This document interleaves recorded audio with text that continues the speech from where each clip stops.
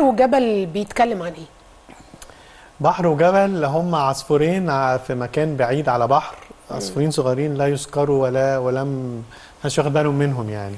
صغيرين جدا كده، واحد مسمي نفسه بحر وواحد مسمي نفسه جبل. وفي وسط الكلام بيحطوا رولز للصداقة، الصداقة المريحة، المسافات والأسرار والاطمئنان والسيطرة فيبقى في الآخر لقوا صيغة مريحة طول الوقت، ضد نمطية إن الصاحب يعني بتاعي وأنا بتاعك واللي هي إحنا بنقول عليها الخنقة دي يعني.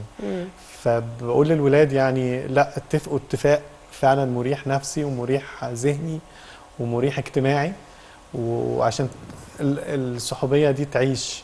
تفتكر ليه فاز بجائزة المعرض السنة دي؟ يعني من حظي نمرة واحد. متهيألي لقى القبول، وإن فكرته ممكن تكون يعني تحت يعني من وقت للتاني التطور الاجتماعي اللي احنا عايشين فيه عايز إعادة صياغات جديدة.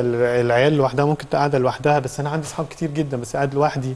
فكان زمان ده معناه إن أنا متضايق منهم، بس دلوقتي لا، معناها إن أنا في حاجة، فكرة الوقت الخاص بتاعي.